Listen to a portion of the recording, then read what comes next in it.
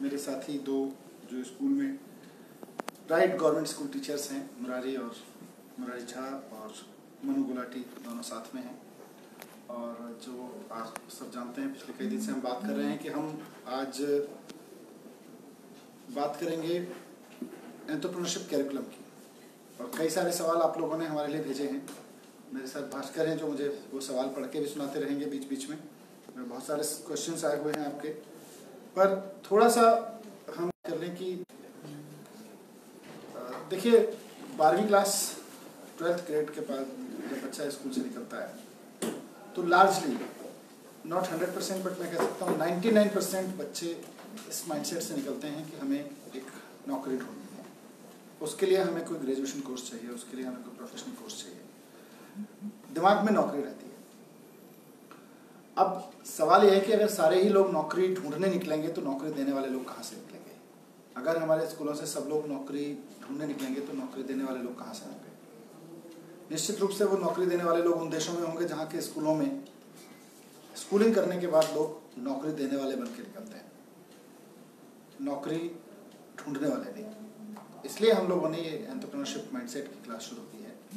कहाँ से आएंगे? एक बैलेंस होना चाहिए, हर बच्चे के अंदर एक कॉन्फिडेंस होना चाहिए कि वो जीने के दोनों तरीकों में से कुछ भी चुनने के लिए कॉन्फिडेंट है, नौकरी करने के लिए भी और नौकरी देने के लिए। मतलब किसी एस्टेब्लिश्ड कंपनी में, सरकार में, किसी ट्रेड में अपनी स्किल, अपनी नॉलेज देकर उस काम को आगे बढ़ाने के लिए भी, या फिर कोई नया सोचना, कुछ बड़ा सोचना, कोई अपना काम करना और उसके जरिए काम को आगे बढ़ाना। और 50 लोगों की जगह उसको एक टीम मिलती है, कुछ टास्क मिलता है, उस टास्क को पूरा करने का काम, उस टास्क को एक विजन के साथ पूरा करने का काम एंटरप्रेन्योरशिप माइंडसेट कहलाता है। वो हम देने की कोशिश कर रहे हैं, वो चाहे नौकरी में जाए या बिजनेस में जाए।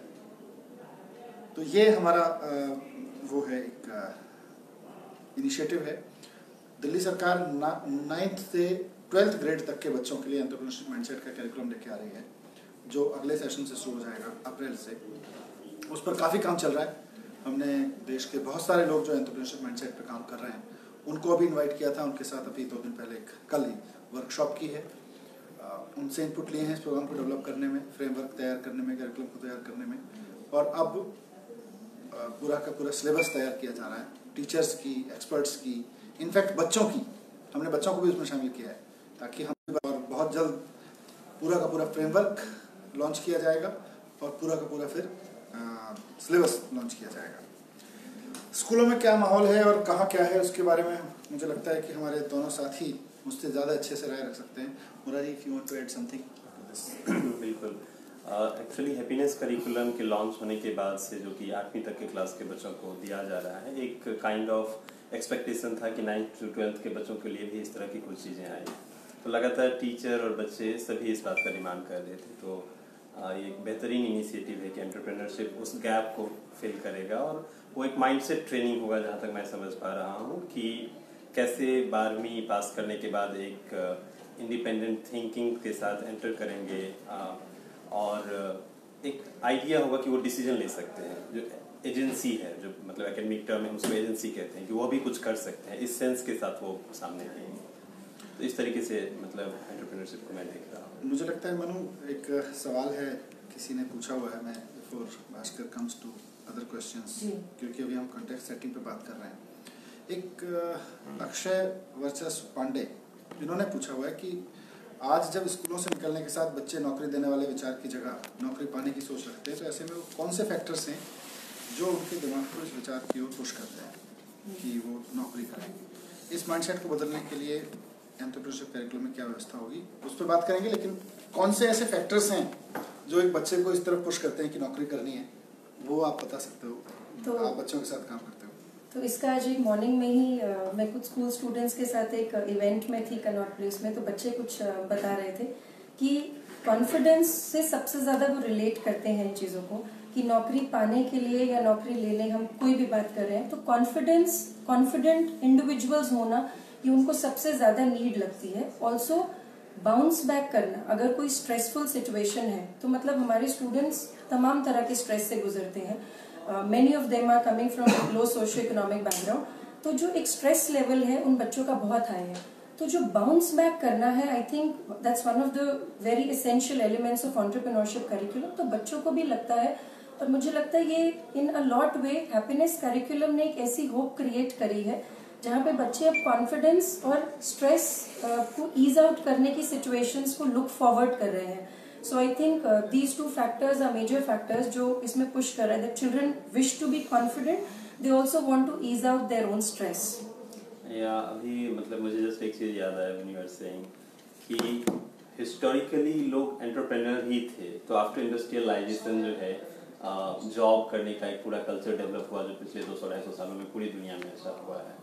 अदरवाइज तो it's like getting back to root है। कोई भी नॉलेज लेना और उसको फिर उसको नॉलेज के बेस पे कुछ अपनी लाइवलीहुड के लिए और दूसरों के मदद के लिए कुछ कार्यक्रम शुरू करना, ये एंटरप्रेन्योरशिप था। लेकिन अब फैक्ट्री मॉडल जब से चला था, we can go for questions Bhaskar sir Jaya Garg पूछ रही हैं कि India through entrepreneurship curriculum, happiness curriculum, what do you really mean it by sir? देखिए, idea of India through education एक पूरा विचार है जिस पे हम काम कर रहे हैं। उसमें एंटरप्रेन्योरशिप करिकुलम एक बड़ा इंटरवेंशन है, क्योंकि देश के सामने दो बड़ी समस्याएं हैं। एक तो देश की इकोनॉमिक ग्रोथ, एंड ऑब्वियसली उसी से रिलेटेड है, बट दूसरी समस्या के रूप में हम देख सकते हैं कि educated youth who is not getting job. Economic growth उस स्पीड से नहीं हो रही है जिस स्पीड से इतनी बड़ी पॉपुलेशन इकोनॉमिक ग्रोथ में ट्रांसलेट हो सकती है। इकोनॉमिक ग्रोथ सिर्फ पहाड़ों से, जंगलों से, खेतों से, फैक्ट्रियों से थोड़ी होती है। इकोनॉमिक ग्रोथ तो आदमियों से होती है। आदमी काम करेगा, इकोनॉमिक ग्रोथ हो। लेकिन इतनी बड़ी पॉपुलेशन, दूसरा इतनी बड़ी पॉपुलेशन होने के बाद भी हम अनएम्प्लॉयड सोसाइटी बन के खड़े हो गए हैं। हमारे यहाँ किसी चपरासी की भी नौकरी निकलती है तो पीएचडी तक के लड़के लड़कियाँ उस नौकरी को करने के लिए अप्लाई करके आ जाते हैं। तो इन दोनों समस्याओं का समाधान मुझे लगता है एंटरप्रेन्योरशिप करिकुलम में से निकलेगा, माइंडसेट से निकलेगा। क्योंकि एक बच्चा हमारे यहाँ जो बेस्ट ब्रेन है वो स्कूलिंग करता है, कॉलेज करता है, उसके बाद अमेरिका की, यूरोप की कंपनी में नौकरी करता है।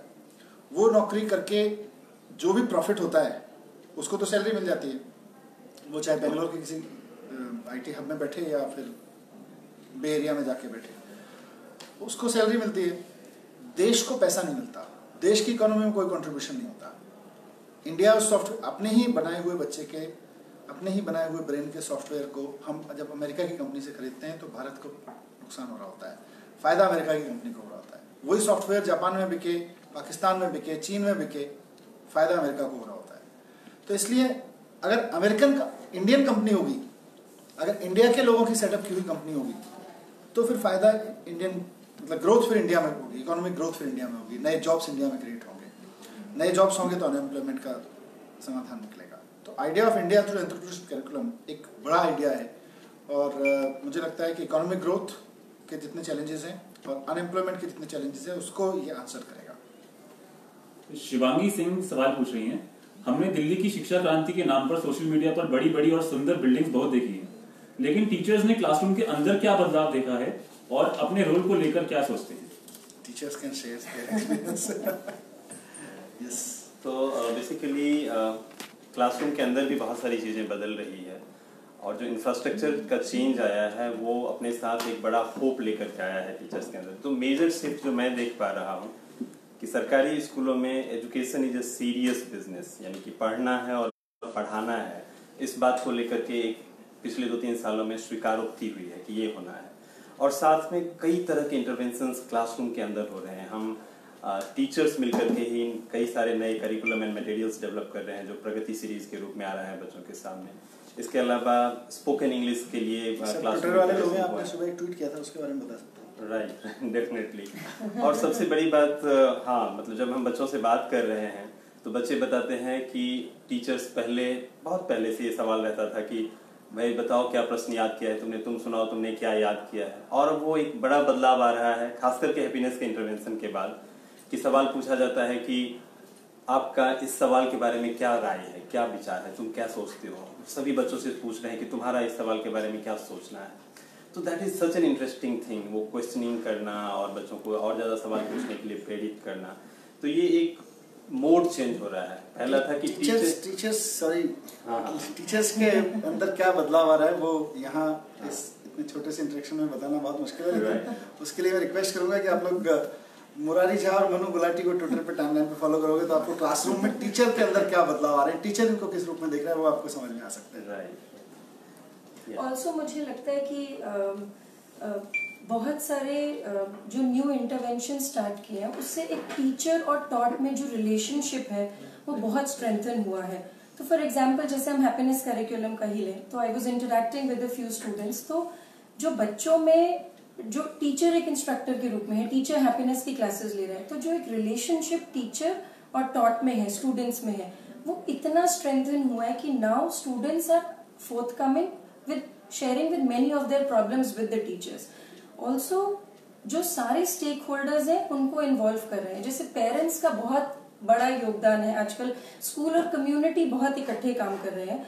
तो जब स्टूडेंट्स को ये लगता है कि हमारे पेरेंट्स को भी इन्वॉल्व किया जा रहा है तो हर लेवल पे वो स्ट्रेंथनिंग ऑफ रिलेशनशिप है। तो क्लासरूम में जब इंफ्रास्ट्रक्चर की बात कर रहे हैं और चीजों की बात कर रहे हैं तो I think everything plays a very important role. Teachers को ट्रेनिंग उस हिसाब से दी जा रही है कि हम सिर्फ वो चार दीवारी में बैठ के ना रहें। टीचर्स काइनेस्थेटिक चीजें यूज कर रही हैं, बहुत सारी चीजें यूज हो रही हैं क्लास में, इंटरवेंशंस जहाँ स्टूडेंट्स फॉलो कर रहे हैं what is being taken up in the classrooms. Khushboo ये पूछ रही हैं, science is favorite stream of students which they opt after 10th standard. For students coming from economically weak standard, it's not easy to pursue further studies in science stream after 12th. Is government planning something for them? खुशबू, पहले तो देखिए science ही education है ये मानना बंद कर दीजिए। Science में एजुकेशन में मौका नहीं मिला तो दुनिया में कुछ नहीं हो पाएगा, ऐसा नहीं है। सारे कोर्सेज अपनी अपनी जगह इम्पोर्टेंट हैं, सारी स्ट्रीम्स अपनी जगह इम्पोर्टेंट हैं। आपको साइंस में आगे बढ़ने के लिए, साइंटिस्ट बनने के लिए, साइंटिफिक प्रोडक्ट तैयार करने के लिए, इंजीनियरिंग के वर्क करने के लिए, मेडिकल के वर्क करने के लिए साइंस चाहिए। लेकिन आपको अकाउंटिंग के लिए आपको कॉमर्स के लोग भी चाहिए, आपको इकोनॉमिक ग्रोथ के लिए आपको कॉमर्स एक्सपर्ट्स भी चाहिए, आपको लॉ के लोग भी चाहिए, आपको सोशल स्टडीज़ के लोग भी चाहिए, आपको लैंग्वेजेस लिटरेचर के लोग भी चाहिए। तो ऐसा नहीं है कि समाज सिर्फ एक स्ट्रीम में आगे बढ़ेगा तो समाज आगे बढ़ेगा, नहीं, समाज को सारी स्ट्रीम्स में आगे बढ़ेगा तब समाज बनेगा, नहीं तो वो एक पक्षीय हो जाएगा। तो सबसे पहले तो यही मानना बंद कर दीजिए कि साइंस स्ट्रीम जिनको नहीं मिल पाया उनकी कुछ मदद करने की ज़रूरत है। मुझे लगता है उसके जगह ये भी हो सकता है कि जो साइंस के पीछे ही खाली पागल हैं उनको भी देखना पड़ेगा। लेकिन एक चीज़ और मैं कहूँगा कि साइंस सिर्फ साइंस स्ट्रीम में कैरियर देने के लिए नहीं है। 8th क्लास तक, 9th 10th क्लास तक जो साइंस है वो साइंटिफिक माइंडसेट बनाने के लिए है। तो साइंस में सिर्फ कैरियर मत बनाने का सोचिए, साइंटिफिक माइंडसेट बनाइए। साइंटिफिक माइंडसेट आप हो सकता है आपके 100 में से 60 मार्क्स आए, लेकिन आपकी थिंकिंग क्रिटिकल है, आपकी थिंकिंग साइंटिफिक है, तो साइंस में आप पास हैं, आप साइंस के एक्सपर्ट से ज़्यादा पास हैं। अगर साइंस में होने के बावजूद कोई आदमी बहुत ऑर्थोडॉक्स थिंकिंग रखता है, अगर कोई अनसाइंटिफिक वे ऑफ लाइफ में जीता है, तो फिर वो साइंस का प्रोफेशनल हो सकता है बट साइंटिफिक माइंडसेट नहीं है। तो साइंस की दोनों जगह ज़रूरत है। एक इंडिविजुअल प्रोफेशनल, वो किसी भी फील्ड का हो, वकील हो, वो जज हो, वो पत्रकार हो, वो सिंगर हो, क्रिकेटर हो, उसका अप्रोच साइंटिफिक है कि नहीं जीवन में, वो इम्पोर्टेंट है। साइंस उतना ही इम्पोर्टेंट, उतना ही ज़्यादा इम्पोर्टेंट या उतना ही कम इम्पोर्टेंट कैरियर है जितना कोई और। सर अगला क्वेश्चन मनीष कुमार जी का है, वो पूछ रहे हैं, I have a question for the teachers here, is there a difference between prior teacher trainings and the current teacher training process? So मुझे लगता है टीचर ट्रेनिंग में तो एक पैराडाइम शिफ्ट आ गई। टीचर ट्रेनिंग में पहली चीज है नीड एनालिसिस। आई थिंक अब जो करंट ट्रेनिंग प्रोसेस है that's a very cyclical process. Need analysis किया जाता है। पहले इनिशियल ट्रेनिंग्स होती थी, एक जनरल टॉपिक्स पे कुछ ट्रेनिंग हो गई, टीचर्स की ग्रास रूट लेवल चैलेंजेस क्या है ये कभी पूछे नहीं जाते थे। तो अब नीड एनालिसिस किया जाता है through a Google forms where the mentor teachers of Delhi government वो बताते हैं कि ये नीड्स हैं, ये प्रॉब्लम्स हैं स्कूल्स में, तो हम नीड एनालिसिस से शुरू करते हैं। उन्हीं टॉपिक्स को आइडेंटिफाई करके उन टॉपिक्स पे ट्रेनिंग कराई जाती है। पहले ये होता था जनरली कि आउटसाइड दी डिपार्टमेंट कुछ रिसोर्स पर्सन आते थे, बहुत बड़ा एक्सपीरियंस ही नहीं होता था, तो उनको आइडिया नहीं होता था कि what kind of scenario is the place where teachers and the students are getting involved in the teaching learning process. अब क्या है कि इन हाउस पूल एक क्रिएट हुआ है टीचर ट्रेनिंग प्रोसेस में, जहां पे गवर्नमेंट स्कूल के टीचर्स ही ट्रेनिंग दे रहे हैं, मेंटोर टीचर्स ट्रेन कर रहे हैं, फैसिलिटेट कर रहे हैं ट्रेनिंग प्रोग्राम्स को। ऑल्सो इन ट्रेनिंग प्रोग्राम्स में मटेरियल भी खुद टीचर्स डेवलप कर रहे हैं। सो ये एक बहुत बड़ी अचीवमेंट है। कोई भी टेक्स्ट बुक है, टीचर्स को लगता है कि ये पोर्शन थोड़ा टफ है बच्चों के लिए, तो teachers themselves are preparing their own material. तो जब हम ओन करते हैं अपने मटेरियल को, तो हम उसको बहुत अच्छे से यूज कर पाते हैं। एक फीडबैक प्रोसेस है। So as I said, it's not a linear process, it's a cyclical process. Need analysis हुआ, एक्चुअल ट्रेनिंग हुई, एंड देन फीडबैक। फीडबैक को सिर्फ ऐसे नहीं छोड़ा जाता, फीडबैक पे काम किया जाता है, in accordance to the feedback उसको कंटिन्यूएशन में लिया जाता है। टीचर ट्रेनिंग में I think many of you would be aware कि अब सिर्फ दिल्ली में टीचर ट्रेनिंग नहीं हो रही है, आउटसाइड दिल्ली दूसरी स्टेट्स में जहाँ पे जो बेस्ट ऑर्गेनाइजेशंस हैं वो टीचर्स को ट्रेन कर रहे हैं। ऑल्सो इंटरनेशनल प्लेटफॉर्म्स पे टीचर्स की ट्रेनिंग हो रही है। तो बहुत सारे मेंटोर टीचर्स और टीचर डेवलपमेंट कोऑर्डिनेटर्स जो है वो सिंगापुर गए हैं ट्रेनिंग के लिए। So training is being taken place and cascaded at different levels at different platforms. That's a big paradigm shift between the prior teacher training and the current teacher training. Murari, you would like to? I mean, मैंने इस बारे में लिखा हुआ है paradigm shifts इन teacher training अपने blog पे भी, तो उसको डिटेल में वहाँ पे भी देखा जा सकता है। And definitely you have shared all the points. So basically जो मेन, वो तो ठीक है प्रोफेशनल तैयार करने की बात है, लेकिन प्रोफेशनल जब वो बन गया उस वक्त उसको ट्रेनिंग कौन दे? तो एक बड़ा सवाल है कि वो लोग दें जिनके पास आइडियाज हैं, या वो लोग दें जिन्होंने कुछ करके दिखाया हुआ है। तो हमने कोशिश ये की है कि जो लोगों ने कुछ करके दिखाया हुआ है उनको भी टीचर ट्रेनिंग के काम में लाया जाए। क्योंकि जो लोग क्लासरूम में पढ़ाते हैं, क्योंकि किसी के पास बहुत अच्छा आइडिया है बच्चों को कैसे पढ़ाना चाहिए, उसने किताबें लिख रखी हैं, उसने बहुत कुछ बड़े बड़े लेक्चर दे रखे हैं, लेकिन पढ़ाया नहीं है कभी बच्चों को। तो उसके पास आइडियाज हो सकते हैं, पर इफेक्टिव कितने हैं वो ये नहीं पता। पर जब टीचर, जो क्लासरूम में पढ़ाने वाला टीचर है, वो खुद टीचर ट्रेनर बनता है और साइमल्टेनियस करता है, ऐसा नहीं है कि उसने 10 साल पहले पढ़ाना छोड़ दिया, आज भी वो क्लासरूम में जाके पढ़ाता है और साथ साथ टीचर ट्रेनिंग का काम कर रहा है, उससे ज्यादा प्रैक्टिकल टीचर ट्रेनिंग कोई नहीं दे सकता है, मैं समझता हूं। इसका मेरे ख्याल से एक बड़ा अहम पहलू है कि हिस्टोरिकली हम देखते हैं कि टीचर्स को सिर्फ क्लासरूम तक लिमिट करके रखा गया था। तो अब जब हम टीचर्स को ही टीचर ट्रेनिंग में भी ला रहे हैं, तो एक तरह से उनके एजेंसी को एम्पावर करना है, और रियल ये प्रोफेशनल है टीचर्स के लिए कि मल्टीपल रोल्स हो सकते हैं। टीचर का मतलब सिर्फ क्लासरूम में पढ़ाना नहीं है, टीचर क्लासरूम में पढ़ाते हुए टीचर ट्रेनर भी बन सकते हैं, वो भी एक एस्पेक्ट है इसमें। भास्कर सर, मणि कुमार पूछ रहे हैं कि भारतीय राजनीति से के गलत कदम से भारतीय बड़े हताश रहे हैं। जैसे उत्तर प्रदेश में अखिलेश ने एम्बुलेंस सेवा शुरू की, सरकार बदलते ही उनको कबाड़े में खड़ा कर दिया गया। कांग्रेस की कई योजना सरकार बदलते ही बंद कर दी गई। एजुकेशन रेवोल्यूशन के साथ ऐसा ना हो, इसके लिए आप क्या करेंगे?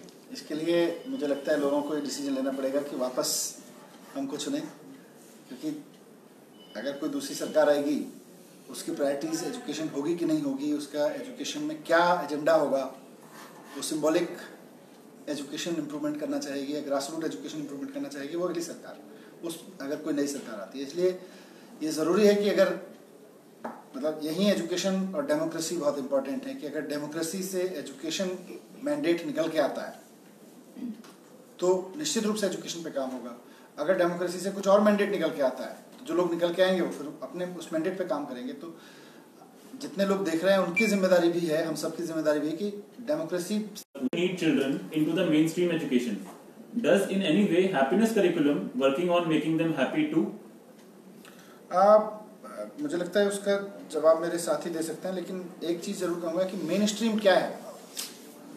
ये जो सो कॉल्ड मेन स्ट्रीम है, इसमें जो लोग अपने आप को समझते हैं कि हम मेन स्ट्रीम लोग हैं, उनको भी ये जरूरत है कि CWSN के साथ कैसे रहा जाए, CWSN को मेन स्ट्रीम में कैसे रखा जाए, ये एक पहलू है। पर मेन स्ट्रीम को CWSN के साथ कैसे रहा जाए ये भी जरूरी है। कौन गारंटी ले सकता है कि मेरे घर में, मेरे परिवार में कभी कोई आदमी ऐसा नहीं होगा फ्यूचर जनरेशन में या आज की जनरेशन में जो कोई क्रिटिकल कंडीशन में नहीं होगा या जिसको स्पेशल केयर की जरूरत नहीं होगी। तो अगर मैं सो कॉल्ड मेन स्ट्रीम व्यक्ति अगर किसी की स्पेशल केयर करना नहीं जानता हूँ, तो कल को मेरे घर में कोई स्पेशल केस हो गया तो मैं क्या करूँगा? बाहर निकाल के फेंक दूंगा या खुद सुसाइड कर लूंगा या उसका गला दबा दूंगा? वो नहीं हो सकता है।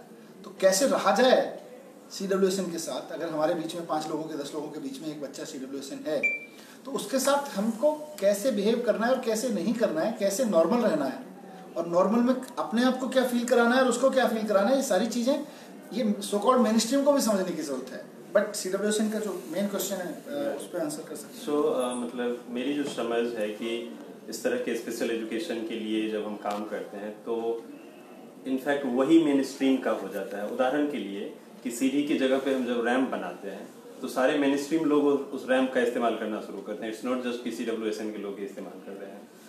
तो अल्टीमेट फोकस ही वही है। तो क्लासरूम में भी हैप्पीनेस करिकुलम के जरिए हम लोग एम्पैथी की बात कर रहे हैं, फ्रेंडशिप की बात कर रहे हैं, कोऑपरेशन की बात कर रहे हैं।